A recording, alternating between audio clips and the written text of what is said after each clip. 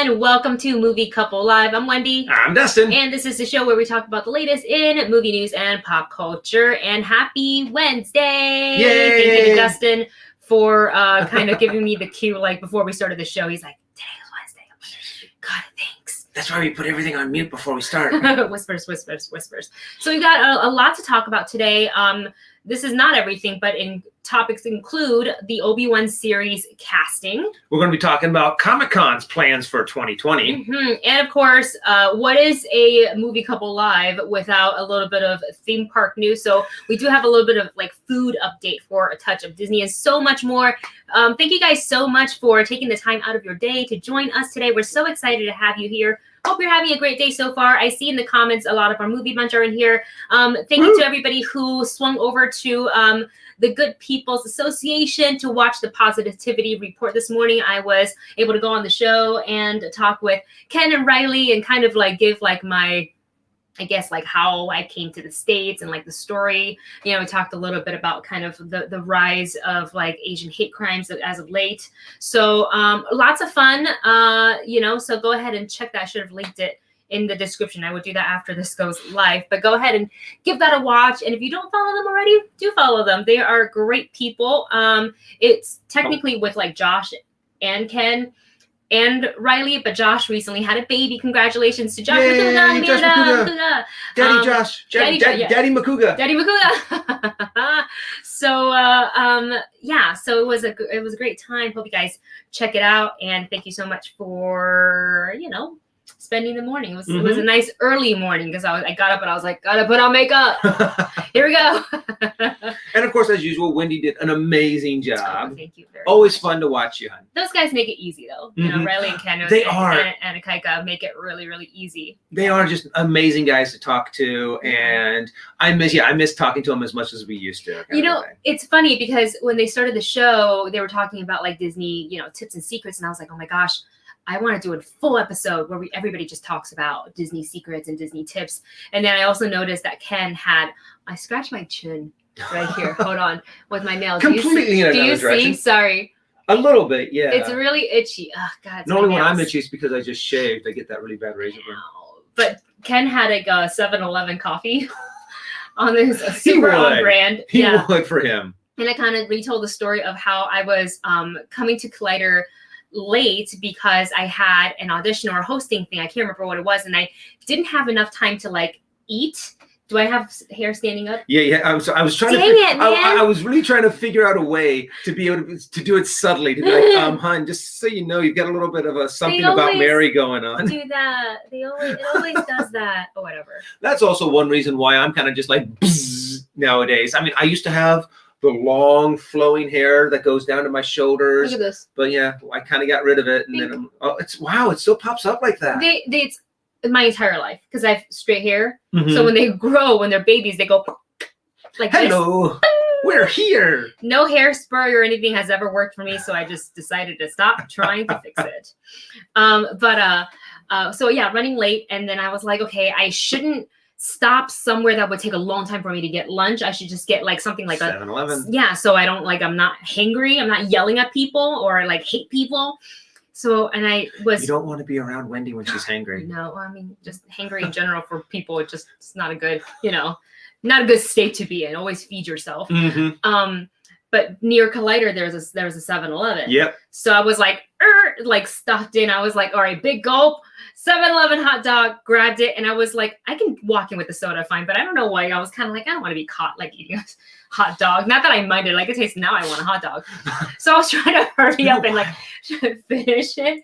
And like Ken was coming out of the building and I was coming in and we were far away. Like I was down the alleyway and he was coming out. Ken's 7-Eleven radar went off. He saw the box and he's like, hey, is that a 7-Eleven hot dog I see in your hand? I'm like, yep, sure, it's gone. Delicious. No, it was really good though. I didn't mind it. I just don't have part of me wants to go and like drive because there's a Wiener Schnitzel really close to us. Let's do it for lunch. Let's do that for lunch. I've never gone to a Wiener Schnitzel. Really? I've never gone to one. Is it good? I haven't been for It's not a yes or no, but it's an like, okay, I haven't been to a Wiener Schnitzel in a really long time, but my dad and I used to go down to Ventura where they used to have this gun show that we used to go to all the time because we used to like Oh. collect antique black powdered guns. Oh. But like it was just me and my dad, and Mhm. every single time we went, we had to stop off at a Wiener Schnitzel that was right off the freeway there, and we had to get some corn dogs because that was kind of like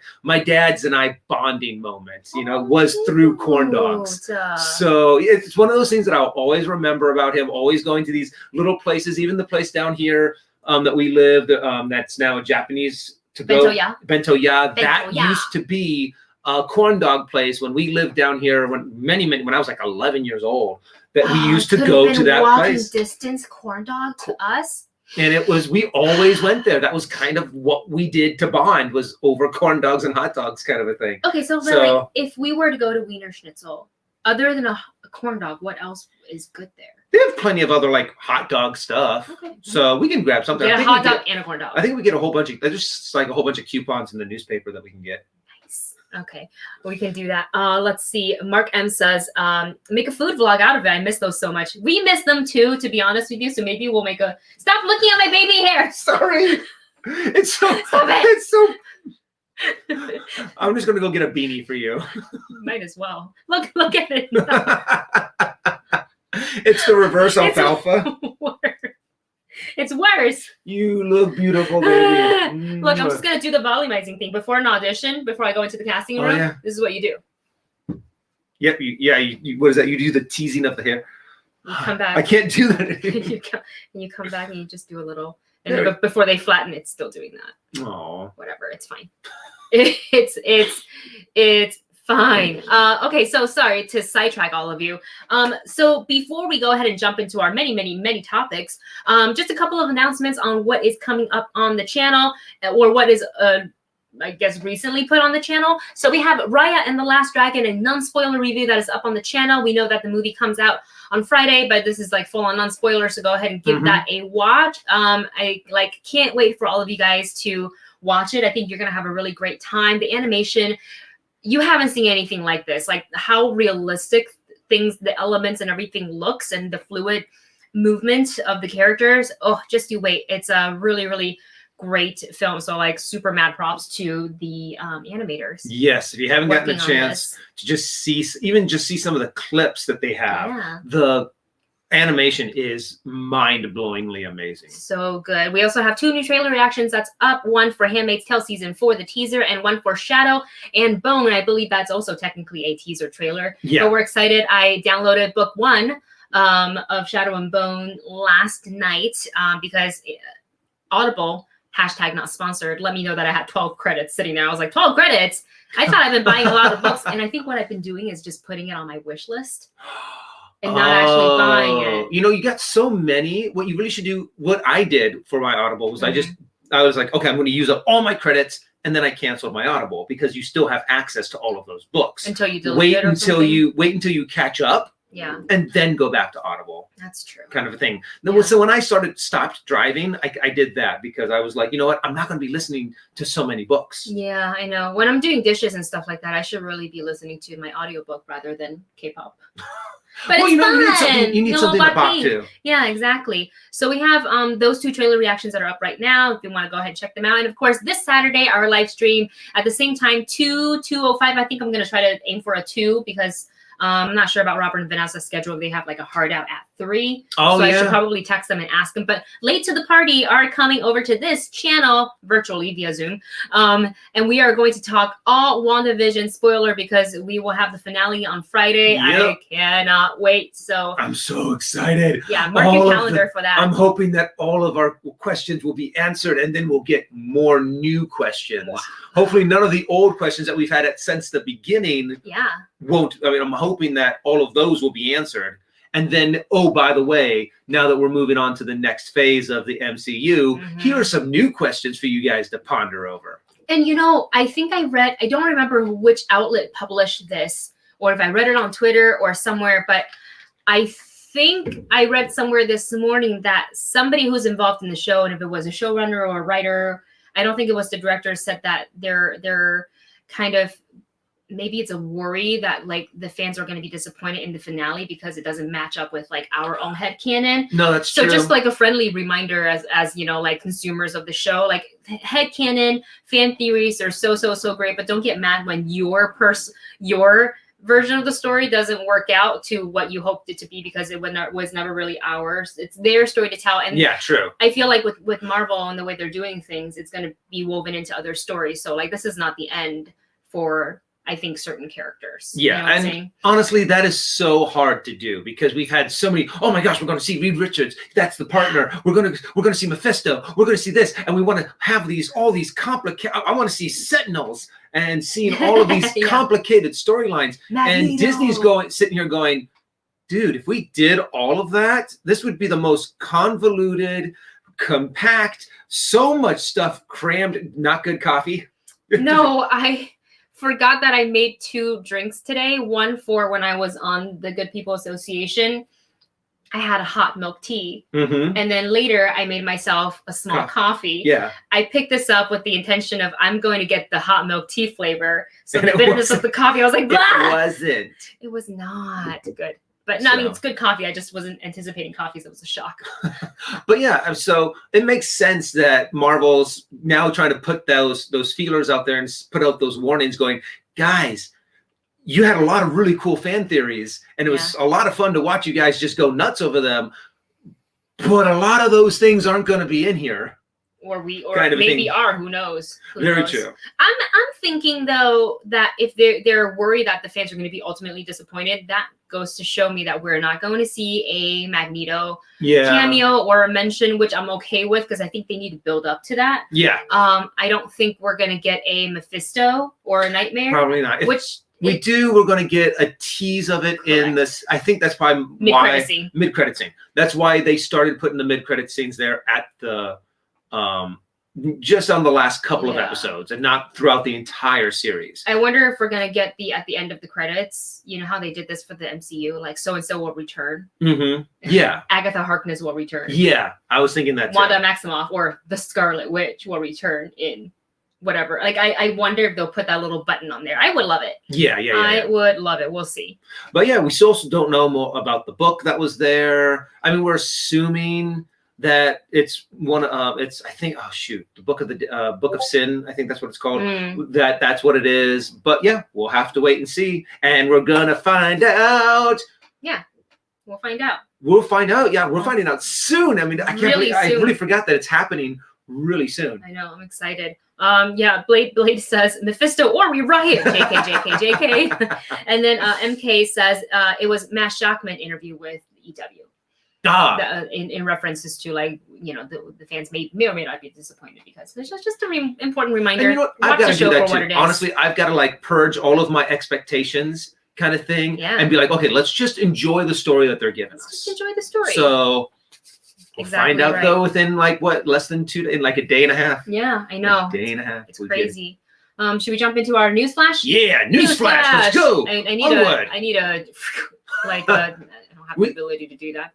We'll figure. Sooner or later, we'll be able to get animation for that. Like, that'd be cool. Pay somebody to create that for us. So top of the topic for news flash. There's a couple of casting news. Ironically, it's all for Disney live action films. One for The Little Mermaid and one for Pinocchio. So for The Little Mermaid, they've added Jessica Alexander to the cast. It is still under wraps who she's going to play, but Dustin and I were talking about this. And just kind of based on her look and everything, we think this is one of two theories. She could potentially play Ursula's Vanessa when she casts a spell to basically change her form and come on the land to lure Prince Eric away from Ariel because Ariel was too close to succeeding in getting that kiss that would break, you know, the contract and the spell and be a human forever. So we think there's that, or she could be a completely new character, whether it be another mermaid, like a really good friend or something, which I also wouldn't mind seeing. I think that'd be actually kind of cool. Besides Flounder, we didn't really see any of Sebastian. Flounder. Well, Sebastian was not her friend at the beginning. It wasn't really until and she got on land and he was like, "Oh my God, I have to help you." Yeah. I mean, I think this is the stupidest thing that anyone could have chosen to do, but I've got to help you. Yeah. I mean, you have no voice. You're no choice. And I can't take you back to the King Triton because you'll be absolutely miserable. Yeah, exactly. So yeah. Besides Flounder, it would be cool to see, who did she hang out with? Was it just Flounder? Was she very much or it could be one of her sisters? Because was it in what is it called? In the original, in the movie, there were different ethnicities, if I'm not mistaken, all of her sisters. I think so. So Alana, whatever. And Ariel. Ariel, she's not there. So yeah, we look forward to that. The other casting news would be for Disney's live action Pinocchio. They just cast Joseph Gordon-Levitt to play Jiminy Cricket and Cynthia Erivo as the Blue Fairy. This is not to be confused with the Guillermo del Toro stop motion one that is for Netflix, and that one has Ewan McGregor in it. Yeah. So, because I was like, wait, I thought that Ewan McGregor. Oh no, that's a different one. So this is, I really love Joseph Gordon-Levitt, and I am ready for him to see When You Wish Upon a Star. Yep. I am ready. And we know he can sing and dance. Yeah. So, and anytime I think of Joseph Gordon-Levitt singing and dancing, talented. I always think of the Christmas song that him and Lady Gaga did, where it was the rose. Yeah, and they flipped it. And he's the one that's kind of like, no, I need to go. And it's Lady Gaga that's trying like to seduce him. And I'm like, this is amazing. I love it. Do a little switcheroo. And of course, over the weekend, I think it was on Sunday, there was the Golden Globes. I'm not going to dive into too much of the Golden Globes talk because I really want to get to talking about Disney food. But this was essentially almost entirely virtual event with the exception of a couple of presenters showing up in person, but it was like definitely like, not your typical, all the celebrities under one theater, all sitting at the same table, stuff like that. So it was it led to a lot of technical issues that we have all experienced during the pandemic. Most memorably, I would say, for Daniel Kaluuya, who was trying to accept his award for Best Supporting Actor. Poor guy. For Judas and the Black Messiah. And I don't know what happened, if he accidentally hit mute or there was other technical audio issue, like the input wasn't kind of not lined up, but wasn't in the right setting. And he started to kind of speak, and I was like, what did he say? What did he say? And he comes back, he's like, you did me dirty. But then he said he was he was a good sport about it and accepted his award. And I thought that was nice. Honestly, though, that is like what I probably would want to have happen during my acceptance speech kind of a thing. Because then I could just kind of pretend that I said the greatest thing. And someone's like, well, you didn't thank this person or this person or that person. I said it before when I was muted. Kind of a thing. And you don't have it to be like, there's so much pressure that gets relieved from it. And then you get your second chance to be like, oh, you can say the important things that you really wanted to say in those moments. And I'm just like, I feel really bad for him. But a part of me is also like, I wonder if he did that on purpose, because honestly, I almost would have want that, because you're so nervous about giving your acceptance speech. And then you have to now self-produce your own segment. You're like, okay, I got to press this, got to make sure I'm not muted. I got to, so much more you have to balance. Unless you had a team there to kind of help, then maybe there was miscommunication on the technical side of it. But either way, congratulations to all the nominees and all the winners. Another thing that I thought was funny was Jason Sudeikis' acceptance speech for Ted Lasso, where he was like, all right, they announced the winner. He's like, cool, I talk now? Okay. And then he goes into it, and I was like, there you go. I don't know. I find it, I know it's a little bit it could have been a little bit more not rehearsed, because you don't want the winners to know that they won. You want it to be a nice surprise for everybody. But just maybe a producer would be like, and go. Yeah. And go. And that didn't happen. And Don Cheadle was wrapping him up, let's go. But everybody had was being good sports and had, good humor about it. But also another thing that looks like all of the stars were sat when they were besides all of the technical difficulties that some people had, are I like this. I mean, all of the stress and all of the honestly, probably going to one of these things for movie stars is a huge hassle. You have to get dressed up. People are critiquing what you wear. People are critiquing what you say on the red carpet. People are doing this. It's a crowd. There's so many things that's going on. Ooh. And then you're like, this year, I get to be in my pajamas on my couch with my family and friends and dogs. Can we do this every year? I mean, And I'm kind of like, it would be a hell of a lot cheaper for the Golden Globes to do it this way. It would be cheaper, but then it also takes away kind of that like traditional red carpet moment. Yeah. That like some people look forward to. Like I enjoy a good pre-show red carpet. Like look at what the dresses, the pretty dresses, and all the fashion and things like that. Like I enjoy seeing that, but I also feel like even though they didn't get to kind of flaunt it in front of a bunch of photographers, they still were able to take some photos, whether it's like posting to their own social media or the team came over and took photos of these beautiful dresses and suits and stuff like that. Like I still enjoyed seeing that, even though like the glitz and glamour wasn't there, but it felt like a little bit more personal and like, that there's no like photographers yelling at them to look a certain way. Yeah. Just, over like, here, look over here. Hey.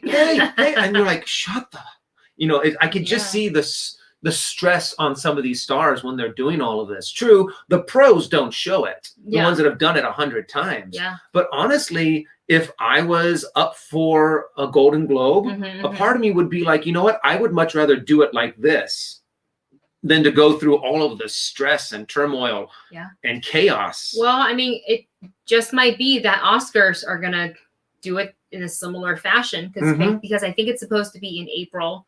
And I don't know how many talent would feel comfortable gathering, in April. So we'll see. But I want to say the plan is for them to do like almost something similar.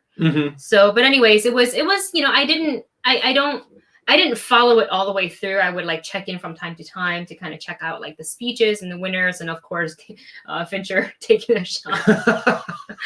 Cheers. And I was like, yes. And there's got to be those moments too when people forget that, oh yeah, that's right. I am actually on camera right now. I'm not just sitting at home. So you get a lot more honest reactions, a lot more. Fun. It's a lot more, yeah. A little bit more intimate. And you get like a peek into their real life. This is true. You get to see a little bit of their home kind of a thing. So I think it was a great experience. It was fun. And then, of course, one of our favorite topics is food. I'm so hungry. But we are going to talk a little bit about the Touch of Disney food update. And let me actually go to our document where I have all the food updates. So this is the California Adventure event that is coming up. Tickets actually go on sale tomorrow. So Dustin and I are going to have a conversation about whether or not we want to purchase a ticket, on whether or not we would feel comfortable going to the event. So, and then if we do go, obviously we'll, like do a little like vlog for you for as much as we can and try to like stay away from people. So you'll see us like from here. Yeah, because we'll have masks. Will be on. Well, I'll probably even have sunglasses on. Mask, hat, sunglasses. I'll be Who's that guy standing next to Wit? You have no idea who I am. But before we jump into our food update, we have a super chat from Amr that we're going to go ahead and read out. Amr, thank you so much for your support. Amr writes, had no clue the Golden Globes was on until the news reported on it. Besides, it was not aired over here in Austria. Anyway, DMU broadcasting rights. Wow, I didn't know that. I thought that it would just be, Yeah, broadcasted everywhere. I mean, because now, since it was done all live stream. Correct. You think it'd just be like, okay, we're just going to live stream everything kind of thing. But, so everyone could hop on. But it was actually like only aired on cable, I think. Oh, because they have all of these contracts. Stream it to anywhere, they have all the contracts. Broadcasting stuff. No, that makes sense. But it's funny. In the past, I literally have done that. Where like, I'll walk into, back in the days when I had a job, walk into the office, they're talking about the Golden Globes, and I'm like, oh, right, that was yesterday. That was Sunday. It's like you'll talk about it when the nominations come out, and then you kind of, and then you forget about it, and then you're like, oh wait, here are all the winners. But in any case, congratulations. But yes, Amr, pretty much like same, like that's definitely happened before. And I think especially if you're not living in the US, so you don't get like, that channel that the show is aired on, like you wouldn't know about it until you either log on social media or the news is reporting it, where you happen upon it. Yep. But it did happen. And then the Oscars are, it's next. And then going back to our Touch of Disney food update, food. Anytime we talk about food, I get excited. I know we get very, very, very excited. Where's my food guy? So the The event starts on March 18th, and we know that it's going to be limited capacity, limited time. It'll start at noon. It'll end at 8. It's essentially all outdoors, and they will have, I think, like 6 different marketplaces that will be kind of a part of like the Touch of Disney marketplaces. So that's where some of the food that we're going to touch on. But they're also going to have other food stalls for mobile pickup, which is something that they're highly encouraging for the park goers and participants to do, is mobile pickup, so you don't sit there and gather closely together as you're no waiting line for your food. And I think that's such a smart thing. To more and more people just need to also we take advantage of mobile order so much prior to the pandemic at Disneyland. And if you guys go to Disneyland, use that mobile order, because it is faster. I mean, you're planning to go to like an opposite side of the park. You're like, well, heck, I don't want to stand in line. Let's text it. I mean, let's do the mobile order. By the time you get there, your food's already done. Yeah. And you're just like, yoink, and you're good to go. So I think using those mobile order app is a brilliant way to go. And now that it's kind of like, hey, we want to cut down on the lines. We want to cut down on the interactions. We want to cut down on the transaction of cash. Yeah, it's contactless, or even cards. You can pay from your phone. Yeah, you just go up there. Here you go. Thank you. Bye. And they're going to have some new offerings as well as your traditional stuff. So like the corn dogs, the popcorn, the churro, the chimichangas, the turkey legs, and all that stuff will be there. But some of the new stuff, like for example, at the award wiener, they have this carrot cake funnel.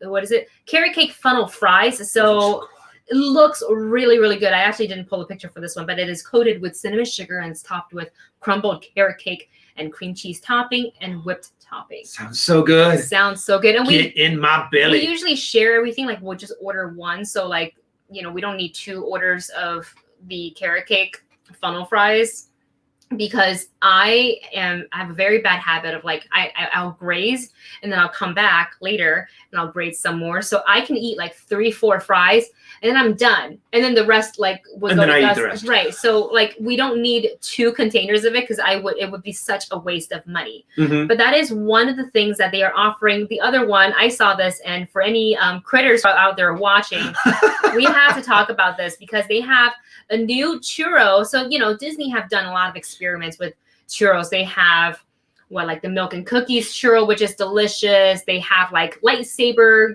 inspired churros, which is kind of just dipped in like the red color sugar. They have a horchata churro, amongst many, many, many things. But this one is a new one for the event. And this is called, ready, 1, 2, 3, Fluffernutter. It's Fluffernutter churro. So if you're a Critical Role fan, if you're a critter, you know this terminology. But it is cinnamon sugar churro topped with peanut butter sauce, marshmallow sauce, and chocolate chips. Super sweet sounding. Good. Yes. Do I want it in my stomach? Absolutely. It looks delicious. I mean, I will say, it's not going to look like the photo. No, of course, it never really does. Unless they give it to you on a little like tray. But that's probably how they'll do it. A little paper boat. And then they could present it in this way, but otherwise it's gonna like dipping sauces or something like that. I would rather it drizzled like this one, because it's already on there, and I think that looks good. But it looks delicious. We can't wait to have some. And then a couple of the other stuff that they are getting. Let's just go ahead and pull up the picture to show you guys. Yeah, taking all that deliciousness. So this is going to be at the Cocina Cucamonga. So on the top right corner there, you see the 2 tacos. That is the Torta de Papas street taco, and it is what did I say? No, I'm sorry. I read Blade's comment, and it just made me. What does he say? He said, "Give me all that.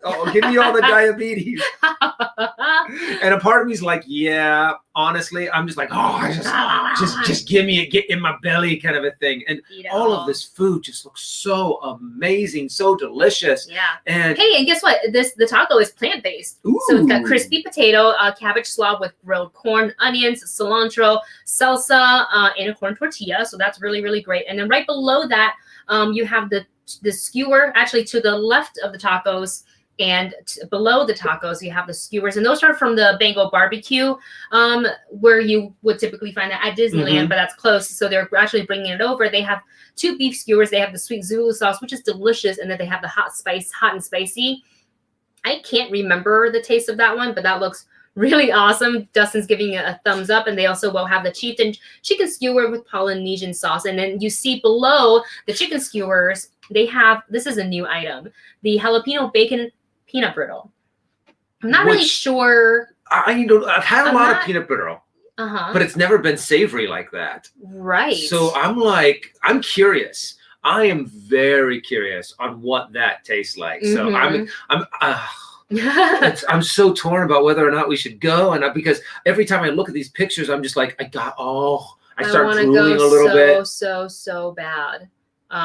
We just got to think about, our safety and all that stuff. Yeah. Here's another picture. Oh, I think this is the old one, but we have. No, that's new, because I remember those are the French. Oh yeah, that's right. Okay, so yeah, bottom left photo. Those are the carrot cake funnel fries, and you can see the bits and pieces of carrot cake in there, as well as the little bit of the cream cheese icing drizzled on there, as well as the whipped topping. And then they have a Monte Cristo sandwich. Oh, that looks so good too. What salad is that? That looks delicious. That's the lobster salad, isn't it? The lobster nachos? I'm trying to find the photo where I pulled that from. I don't remember where I pulled that from, but either way, those are just some of the offerings that we are really looking forward to. We are thinking really hard about going. It just depends on how we feel like as far as like, safety goes. And I just want to make sure that if we do go, we do have the ability to really social distance. Because if it's too crowded, then I'm going to want to leave. And like it's $75 each person to go in. So that's like,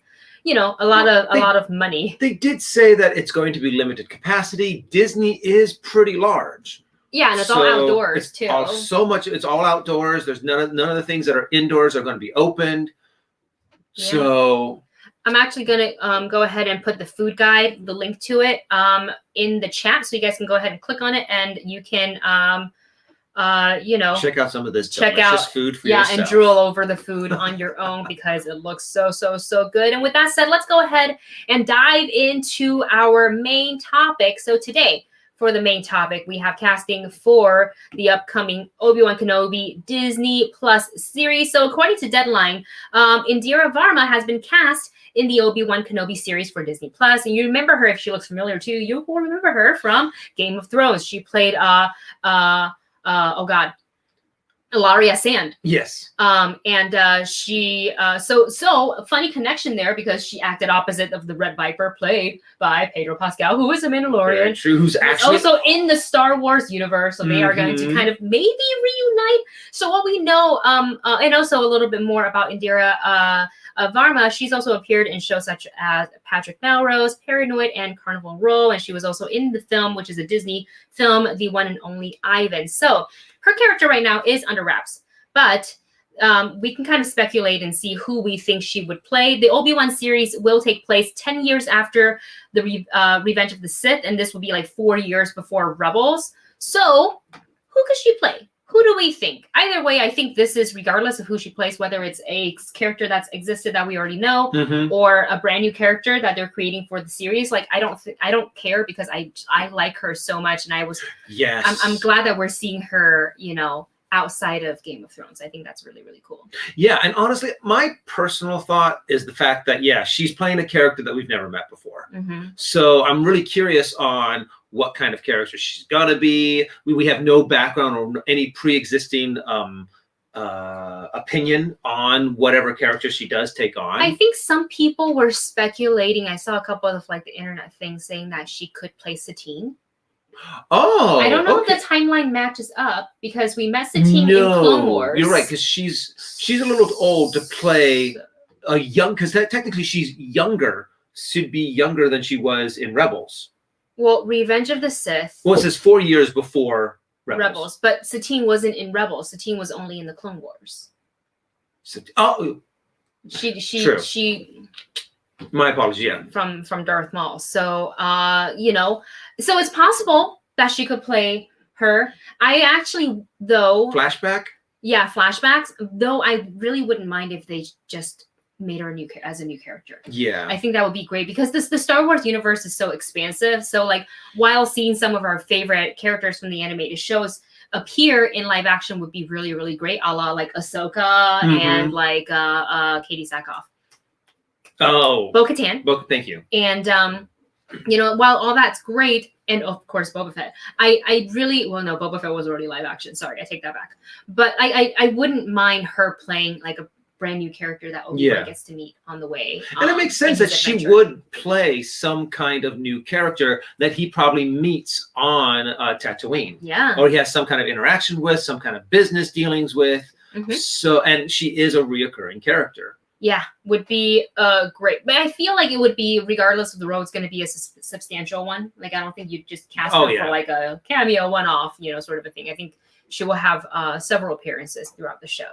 So looking really, really excited about that. Also very excited for the Obi-Wan Kenobi series. Oh my Anytime gosh. I think about it, I'm like, oh my gosh, we're going to have Ewan McGregor again playing Obi-Wan Kenobi. Well, this is the thing. We have been crying for it ever since they announced, oh, we're going to be doing a Star Wars movie and then a blank movie, so to speak. You know, a Star Wars story kind of a movie. And since day one, when they announced that, they're like, oh, are you going to bring back Obi-Wan? Are you going to tell an Obi-Wan story? Are you going to bring back Ewan McGregor? So people, I mean, I can't count how many interviews Ewan McGregor has done where someone brought up, there has been rumors that you are being approached by Disney to play Obi-Wan Kenobi again. And it's kind of like, I have not heard that. And he said for many, many years that they have not talked to me about it.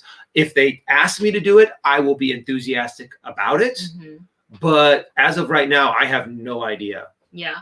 So Telling the truth. And so, yeah, until it was announced. It just shows how much we've been wanting this, because people have been asked, you know, pretty much drilling Ewan McGregor, who has no power over it whatsoever. Right, like he can put it out there that he's interested in playing Obi-Wan Kenobi again. Yeah, you know, if they were to do something like this, but it's ultimately like not up to him. Yeah, no, you know? very, very true. But of course, like the interest was always going to be there. Yeah, for us wanting to see, you know, an Obi-Wan film. He was one series. of the best parts of the prequels. I personally think the way he did Obi-Wan Kenobi is that he was able to bring his own professional kind of character to it, but the fact that he also really did give us just a believable adaptation of a young Alec Guinness kind of a thing, to where you're just like, I could see it. Another happy ending. ending. And now he looks, now that he's aged a little bit, age him up a little bit more, he looks like Alec Guinness in A New Hope. Oh my gosh. Kind of a thing. I feel like you and McGregor like, ages. How did this happen? Because it was so many years ago that he was cast. It's the Force. Yeah, he is strong with the Force. It's the Force. Yeah. So, yeah, I'm super excited. Looking forward to kind of the announcement of who she's going to play and maybe other characters that'll be in the show. But of course, it is, you know, still centered around Obi-Wan. So it's ultimately his story. But yeah, I'm really excited to see it. And of course, for our final topic today, Comic-Con 2021, their plans and how they plan to kind of approach things.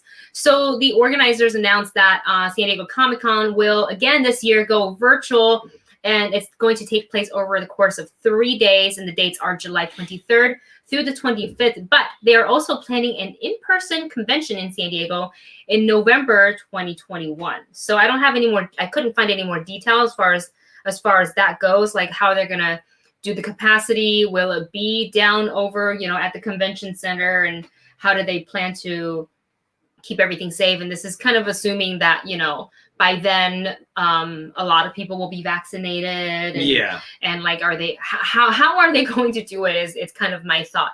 But let's see, a couple of other things here. So both the attendees and exhibitors that were planning to attend SDCC last year, so now they have the ability to kind of roll, if they have purchased their passes, to roll it over to the July one or the November one. So it really depends on how you, like, if you feel like you want to, July 2022, not 21. So they can either roll it over to the November 2021 in-person event to have their badges transferred to those dates, or transfer it to the July 2022. I personally, we didn't buy ours, but if I personally were to have purchased it, I actually would have, I would pick the option of going the ways of July 2022. Just in case November, the dates don't work out and they again have to either push it back, cancel, or whatever, I would just transfer it And I think that gives you a longer kind of like lead time to figure out what you want to do, if it's worth, if you're not like a California local, like if it's worth getting on a plane and traveling over here and booking the hotel and all of that. So I personally really do believe that, July is pretty much a little too soon to kind of just start right back in to the whole, crowding hundreds of people together. Yeah. Probably closer to thousands of people into a convention center like that. Very so closely. Go digital this year, do a little small thing at the end of November. When November, everything should kind of be at least a lot more safe and a lot more controllable. But even if you don't feel that safe and you don't want to come, there's 2022 that you can come to. Yeah. So I think that's a good way of kind of juggling it and kind of doing that. So, and I do wonder this year, because now we've kind of been in this sort of like watching everything virtually, Comic-Con at home, WonderCon at home, DC Fandom at home, and stuff like that. So I wonder how that's going to shift this year's Comic-Con. So will studios say, we're actually not going to participate because they have their own ability to put out their own virtual event? Yeah. We saw DC do that flawlessly. They're not going to really need things like Comic-Con anymore. Right. And I'm not saying Comic-Con did a bad job. Like, I enjoyed a lot of the panels. Like, I remember the Bill and Ted one was a lot of fun. That was really cool. Like watching a lot of them was a good time. But I'm just saying that due to the current kind of climate of how now we're used to doing things via Zoom and whatever, is that the studios may just want to kind of do their own little bit of virtual event. Like, I don't think it's the end of DC Fandom. You know what I mean? Like, they're definitely, I feel like it was successful. They were able to sell their own merch, push their own, products and things like that. So why wouldn't they do it again? So I wonder for Comic-Con, if that were to happen, what do they have left? Because a lot of the times, people are attracted to Comic-Con because of the big marquee events, like the Marvel panel, the WB panel. Hall H is a big, it's a big thing. You see the celebrities show up, but if the studios decide to do their own thing, then like how is that going to happen? For Comic-Con. So we will see. Yeah, I mean, I'll definitely watch like for the Comic-Con at home this year. 100%. And all of these different studios now have their own outlets. And they're like, hey, it works. People watch. We get eyes on it. We probably get just as many eyes on our content through our own streaming, Fandom, Marvel things, that it's kind of like, do we really need to go through the hassle of doing the whole con thing for Comic-Con, to where you have to fly down all of the actors, you have to fly down all the motel, the hotels, and it's just crazy. So I'm really curious on how this is going to evolve. I mean, I do truly hope that Comic-Con is able to change things up and be able to adapt to this, because Comic-Con has been around for so long. Yeah. And I still when we do get to go, I still love going. It is an event. Yeah, it's more than, for us, it's more than just Hall H. It's, kind of the gathering of people who are passionate about various fandoms, and you get to meet so many cool people there who have obviously similar interests as you. The part that I miss more than anything else, because look, Hall H is really, really freaking cool. You get caught up in like that overwhelming energy, the hype, you're screaming, your like throat is a little raw because you're screaming so much, like that was a lot of fun. Yeah. But the other fun stuff is some of the smaller panels that focused on creators and artists and writers that have a really great message that they want to put out there in discussion. I miss that a lot. I miss physically walking down Artist Alley and looking at their stuff. And I don't do just one trip. I do like several trips. And because I know I always I'm like, okay, I'm going to buy one thing from here, one thing from here, and then I'm done, right? That's how I plan it. And then that plan goes out the window when I walk down Artist Alley, because I keep buying art that I don't have room for. I still have tons of art that I bought that I haven't put up. Yeah. you know, but I just want to support the artists, and I love kind of watching them, or I love talking to them. Yeah, if they're not busy. Mm-hmm. And so it's just so cool to be able to be in that huge environment, and to see some of these displays. The one like for Sideshow, their display is always so cool to go by and see all of those cool figurines in person. That you don't get the vibe from it from watching it on a live stream that you get to be like in person, to be able to see these huge displays for other shows, to be able to go like, what is it, when we went to the one that had the boys, the activations. The activations are those are really fun to be able to go into. So there's just some things that you just can't replace over the internet. But what can you replace? And what can you be? How can you juggle it? That's going to be the trick for Comic-Con this year, and even next year, I think. I think with Comic-Con, and we're in March, so I feel like they've got their plan in place, and they're working towards like producing it, starting to, you know, book talent and take a look. And I know it's far out, but like taking a look at what is releasing around that time, what they're able to promote, who they can book. And also I would love to see kind of taking the approach similar to DC Fandom, where they actually had like live stuff where they had hosts that will lead you into this, and kind of be able to like, I don't know, maybe pull live tweets from the event, from the account, and like read a couple of the fan comments, so everybody can feel a little bit more involved rather than watching like a pre-recorded like Zoom call, even though it's like the production was really, really good. I would like to, you kind of miss that. At the end of every panel, they give you time to ask your questions, or just to kind of for the fans to have that little bit of like face-to-face with the talent. Like, I really wanted to know about this. What can you tell me about this? So I think that was, to me, kind of missing for the Comic-Con stuff, because it was mostly pre-recorded. Yeah. Where I feel like DC Fandom had a bit more fan interaction to that aspect of it. And also there's all the free swag you get.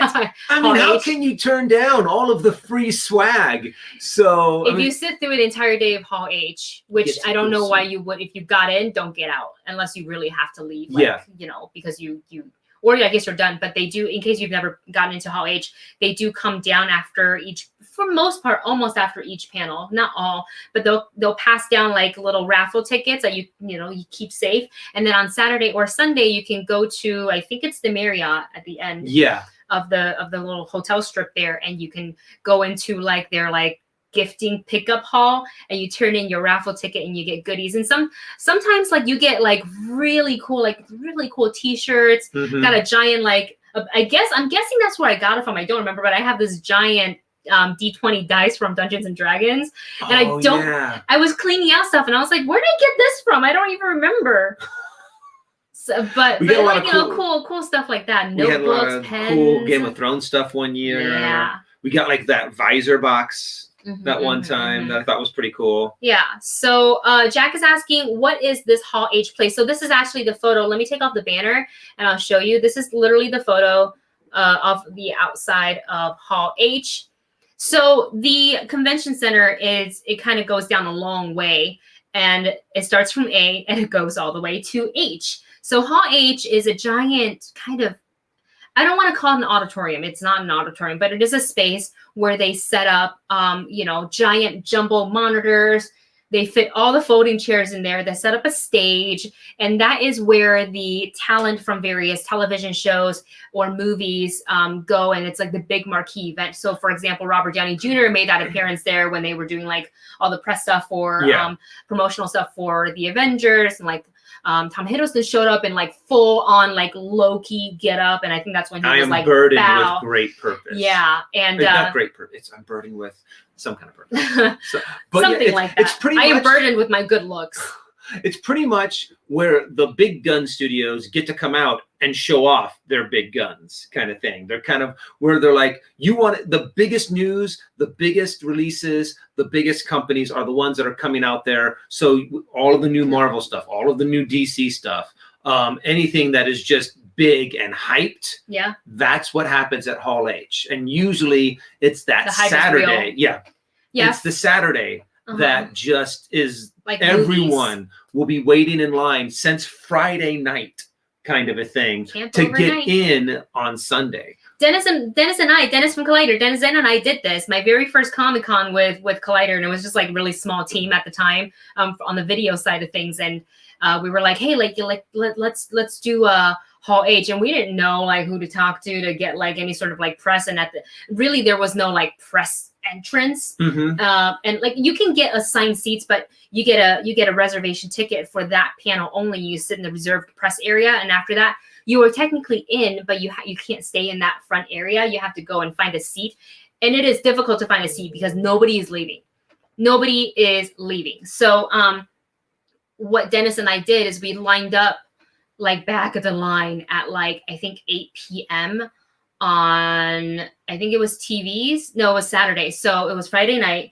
We lined up at 8 something, and then you just stayed in line until I think it was like 1 in the morning, and they started to come by and they gave us the bracelets of like, okay, you're in. So what you can do is you can leave the line and you can come back at dawn, and then you would go where the bracelet, like the color, you would line up down the marina because it's kind of like right up against the marina. Or if you want to keep a bracelet and stay in line, then you definitely have secured a more like earlier spot. Not an earlier spot, like you can move forward in the line, as people are vacating, so you can do that. So we opted to go home and get sleep, and we would wake up the next day early because I didn't want to sleep on the floor. Like I had my R2D2 dress on. I know Late to the Party has done that before, to where they actually like bring like props their own pillows and mattresses. They did it for D23. It's like one of those big blow up ones, and I was like, dude, that's got to be nuts. Yeah. And I feel bad because Robert has like, he says that sleeping on a hard surface just destroys his back. I mean, it destroys all of us just a little bit. True, very true. I can hardly sleep on the ground in our apartment without getting up and going, oh my god. It's carpeted. It's like full on concrete.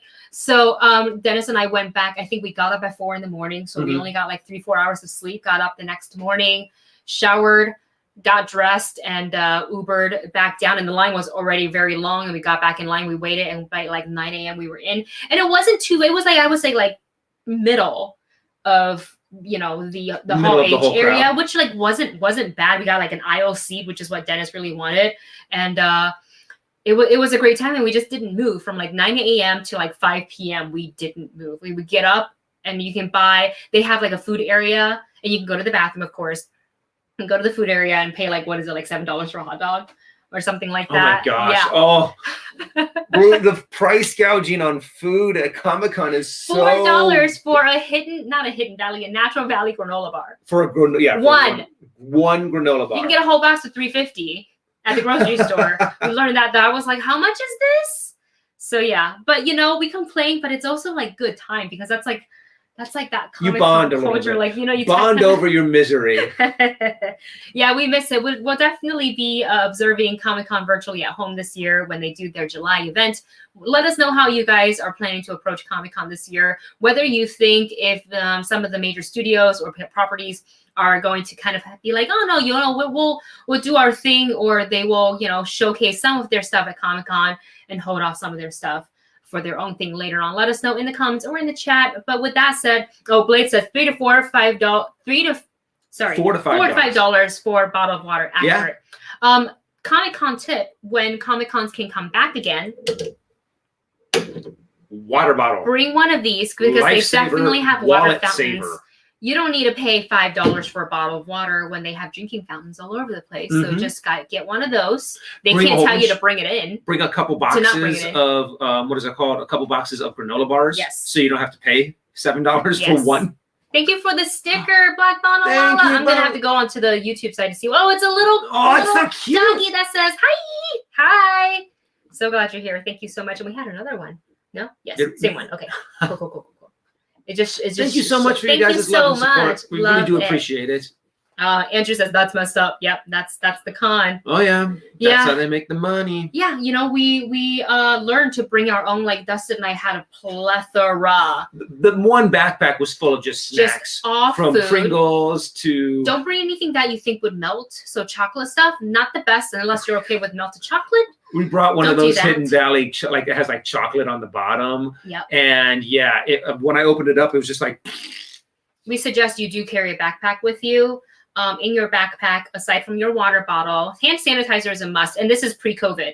Like I always have hand sanitizer with me, no matter what. A little perfume spray and deodorant. I can actually carry that with me. And often. sometimes Just it wasn't just for you, because when you're crowded shoulder to shoulder, you get some sweaty, stinky people. So you go because some people wipe it off. Some people do an amazing job in hygiene. Yeah. Some don't. Yeah. So other things, having that little is very helpful at moments. Super helpful. I would say forego your Starbucks. There's not that many at the convention center. Everything is super crowded. They do jack up the prices. And plus they do like a limited menu to kind of help them expedite like the output of the food and the speed of the food so they can serve a mass amount of people at once. So like if you're gonna like eat out, you do it on like a Wednesday preview night or Thursday. And after that, just say goodbye to any sort of like eating plan unless you actually made a reservation ahead of time, because it's like tough. I remember when Perry and I got down there early AF on a Wednesday, we got there at like 1 because she picked me up at like 10 or 11 or something like that. We got there really early. We were so early that we couldn't check into our hotel because we couldn't check in until 3. So she's like, you want to go get food? And we sat down and we had ourselves like we splurged in this meal. Like I got mussels or oysters. Oh yeah, that's we right. Splurged. I was that like, she got steak. I got oysters. So I was like, this is going to be the only nice sit down meal that I get to have. And I savored it. And then after that, it was, what's the standby? The Fox Sports Grill at the Bayfront. Mm-hmm. Buffalo Strips. That's my go-to. Subway. That's a go-to. And the Spaghetti Factory. Oh yeah. Call the order in, walk over to pick it up. By the time you get there, it'll be ready and you don't have to sit there and wait like and dine in. Just take it back to your hotel. Mm-hmm. Yeah. And also welcome to Comic-Con tips with Wendy and Dustin. And yeah, also make sure you take some like vitamin C, some energy boosting stuff, because the con crud is real. It's a real thing. I remember one year Wendy came back and everyone at Collider plus herself got sick. A little bit, yeah. So, but actually, no, you didn't come back that bad because I don't touch my face during Comic-Con. But now it's going to be cool because you can just wear a mask, and I would probably wear also like those rubber gloves all day long. Make that a part of your cosplay. That's what I would do. I'd just go like dressed up as a doctor. Yeah. And just have rubber gloves Comic-Con funk. Comic-Con funk. Oh, when you come out. True. When you come out of Comic-Con, you're just like drained for the next 2 days. Yeah, Comic-Con funk. I think that go. I think that means both in body odor and for the when you get sicky. Yeah. Goes for both. Well, you guys, such a fun time chatting with all of you. Thank you all so much for being here. We look forward to doing this again on Saturday with all of you, and of course with our friends late to the party to talk all things WandaVision. We might throw a couple of like news in there, but I feel like the majority of the show will be WandaVision spoilers. So get ready for that. Don't forget to subscribe to the channel, especially if you've been enjoying our WandaVision reaction and reviews. We have one more coming this Friday for whenever I can get it up. It's the last one. And then after that, we'll have Winter Soldier and Falcon and the Winter Soldier. So stick around. And of course, other than just reactions, we have movie reviews that will be coming to the channel, trailer reactions, hopefully a couple of food vlogs here and there as much as we can do it safely. So we will have that. So with that, you guys, have a wonderful day. Thank you for being here. Don't forget to thumbs up this video. Really helps us out a lot here on YouTube. And it costs you nothing for a thumbs up. So super appreciate that. With that said, we hope you have an awesome day and we will see you on Saturday for WandaVision Talk. Bye.